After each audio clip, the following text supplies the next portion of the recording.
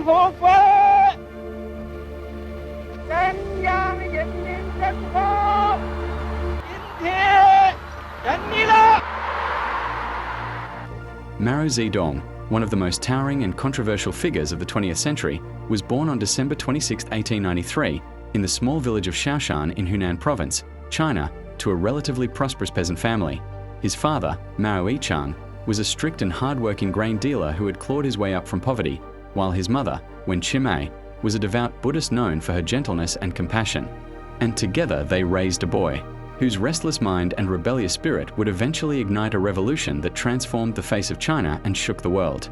From an early age, Mao displayed both a fierce independence and an unyielding thirst for knowledge, often challenging the rigid expectations of his Confucian education and questioning the traditional authority of elders, a trait that frustrated his father but would come to define his entire life.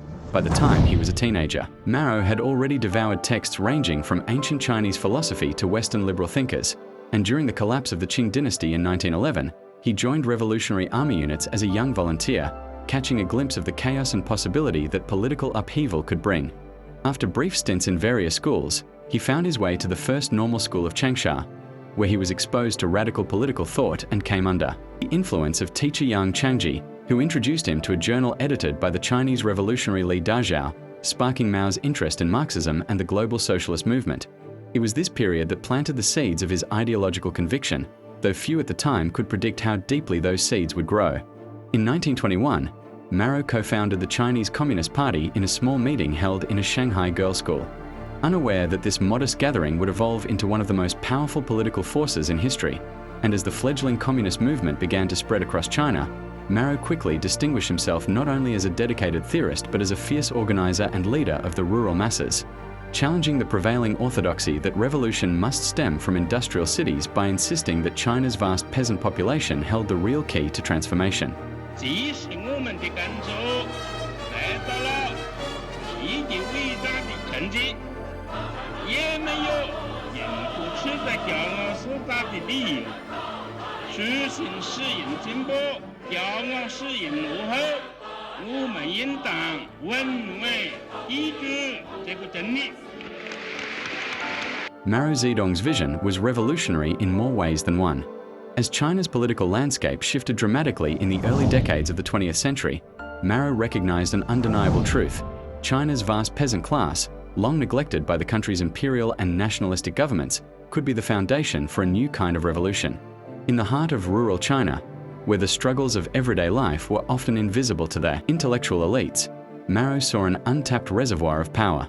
He believed that the success of the Chinese Communist Party would not hinge on the industrial working class, as was the case in Marxist doctrine, but rather on the impoverished peasants.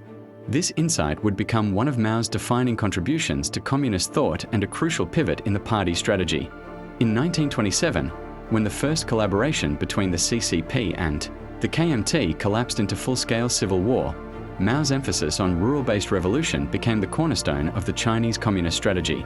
Despite the KMT's military superiority and support from the West, Mao's forces, backed by peasant support, proved formidable. The years that followed were defined by immense hardship and personal struggle for Mao. By the late 1920s, the CCP was reeling from the catastrophic defeat it suffered during the White Terror, a violent purge led by Chiang Kai-shek's KMT forces. Mao's base of operations, the rural provinces of Jiangxi, became a battleground for survival, and it was here that Mao truly began to refine his theories of guerrilla warfare and peasant revolution. From 1931 to 1934, Mao led the establishment of the Jiangxi Soviet. 要为自由，要为党国来争取。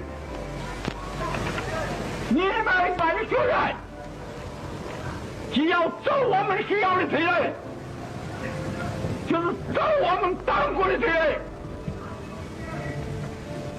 所以我们要使得我们一般的天理在天下。这是我们今天是今年纪念的时候，各国的同学、各国的教官应该要有的心。完了。a small communist stronghold that served as the base for the CCP's efforts to secure a foothold in China's countryside. But Mao's greatest challenge was still ahead. In 1934, faced with annihilation at the hands of the KMT, Mao and his followers were forced to embark on the legendary Long March, a grueling, year-long military retreat that would become one of the most iconic episodes in Chinese revolutionary history. The Long March, a symbol of endurance, sacrifice, and leadership, was more than just a military retreat. It was Mao's transformative moment. Despite its losses and hardships, the Long March cemented Mao's status as the unquestioned leader of the communist movement. Out of the 100,000 men and women who began the journey, only around 10,000 survived, but the Long March itself became an indelible myth. 你看，这不是1-2万人的俘虏的问题，2个人的俘虏啊也要争。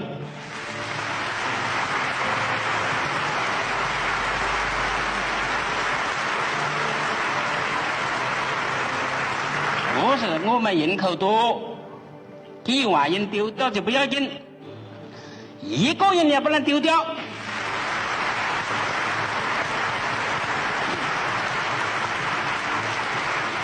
Mao's leadership, decisiveness, and ability to inspire and maintain the morale of his dwindling forces made him a symbol of strength and resolve.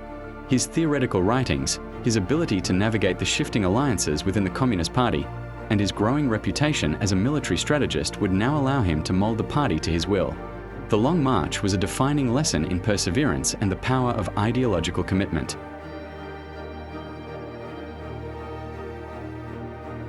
But it also taught Mao a key lesson in leadership. A revolution, at its core, requires more than just military victories. It needs a narrative, a story that can unite people under a common cause. Following the Long March, Mao's influence within the CCP solidified, but the road ahead remained fraught with challenges. The invasion of China by Japan in 1937. The war forced the CCP and the KMT to temporarily set aside their differences in the face of a common enemy. This period, known as the Second Sino-Japanese War, was both a trial of endurance and a time for the Communist Party to grow its influence. While the KMT fought to defend China's cities, the CCP capitalized on the war's hardships by presenting itself as the true voice of the Chinese people, fighting not only for national survival but for social justice. 要打多久？我讲我们不要做决定，过去是有道路门，以后是有爱是好耶，或者美国的将来的什么总统由他们去决定。就是说，他们要打多久就打多久。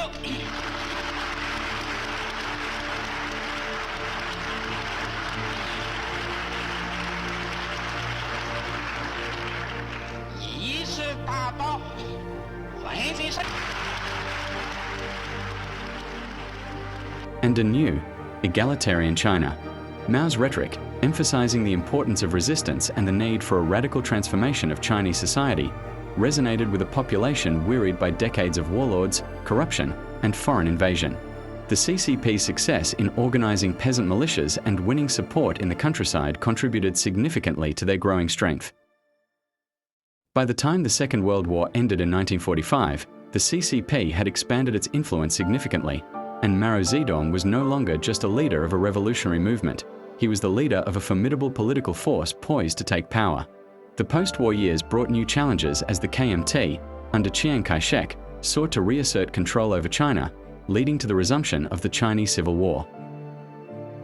Though the KMT remained militarily superior, the communist forces, now with widespread peasant support, proved more resilient.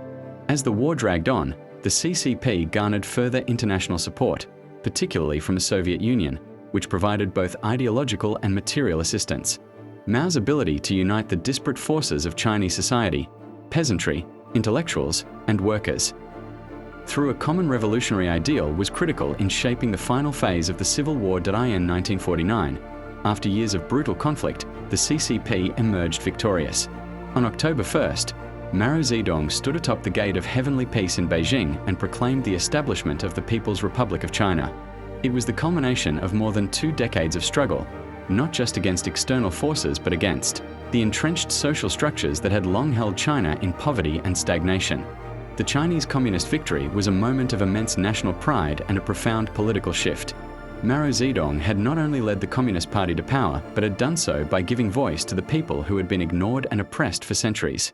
The ideals of Marxism-Leninism were now firmly embedded in Chinese governance, with Mao as the supreme leader.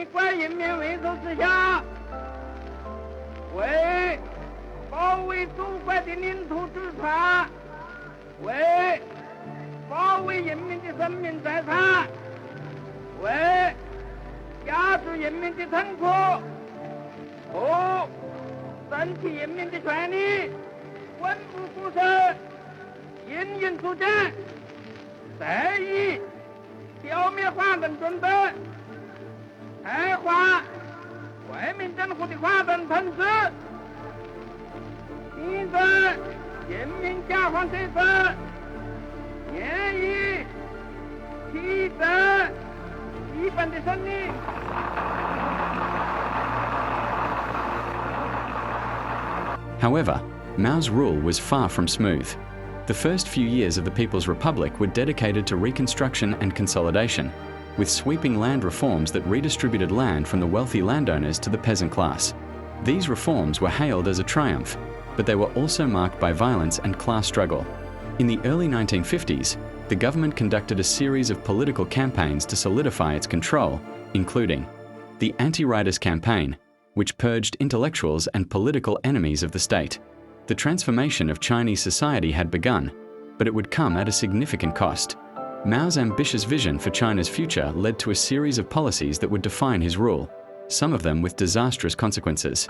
In 1958, he launched the Great Leap Forward, a radical attempt to rapidly industrialize China by collectivizing agriculture and pushing for large-scale communal farming. The plan, however, was poorly implemented and led to one of the most devastating famines in human history, with millions of deaths attributed to starvation and malnutrition. Despite this, Mao's leadership during the Cultural Revolution, 1966 to 1976, represented another attempt to reassert his ideological purity and reshape Chinese society. Mao believed that China's revolution had stagnated, and he sought to eliminate perceived threats to his vision by launching the Cultural Revolution, a decade-long campaign aimed at purging capitalist and traditional elements from Chinese society. The movement led to widespread violence, persecution, and the destruction of China's cultural heritage, with millions of people suffering under the threat of imprisonment, torture, and death. Mao Zedong died on September 9, 1976, at the age of 82. His legacy is complicated. While he is credited with founding the People's Republic of China and lifting millions out of poverty, his policies also led to profound suffering and loss of life. Mao's impact on China, and on the world, remains a subject of intense debate, as his revolution both united and divided. The lessons of Mao Zedong's life offer deep insights into the nature of leadership and the dangers of unchecked power.